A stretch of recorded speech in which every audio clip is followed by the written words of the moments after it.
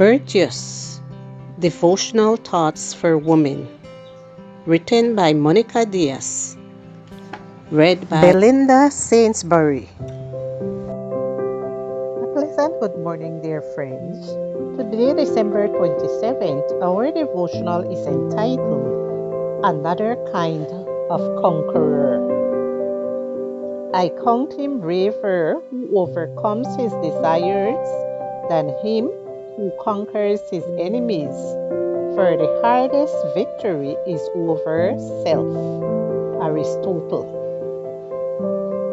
Throughout history, the great military heroes, conquerors, emperors, and Caesars liked to name the cities they conquered or dominated after themselves. It was their attempt to reach immortality, to remain in everyone's memory eternally, so nobody would ever forget the great feats they had performed or the level of power they had attained.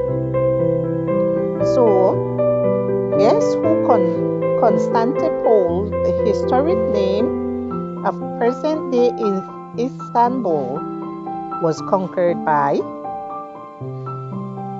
Roman Emperor Constantine the Great.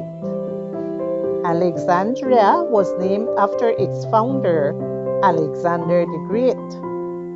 The famous Caesarea mentioned in the Bible is named after Caesar, who wanted to show it belonged to him. Jesus, who did not have a place on which to lay his head, is in this day and age one of the most, if not the most, acknowledged leading figures of all times. And the mere idea of imagining him wanting to impose his name or the Christian label on anything or anyone is unthinkable.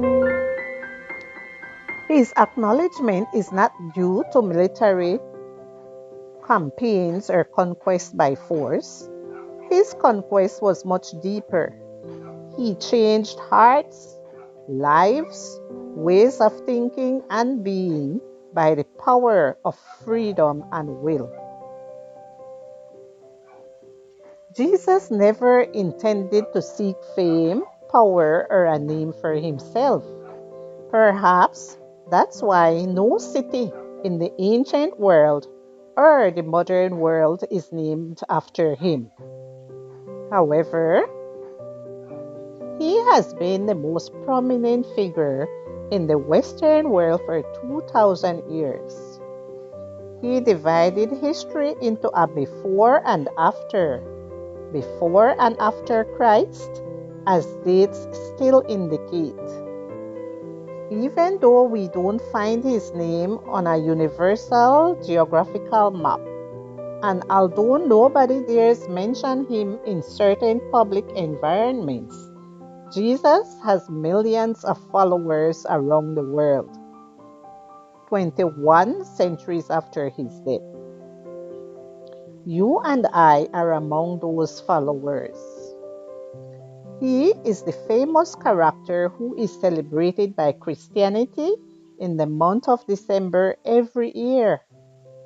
A different conqueror, a God who became man so that you and I could live in his kingdom.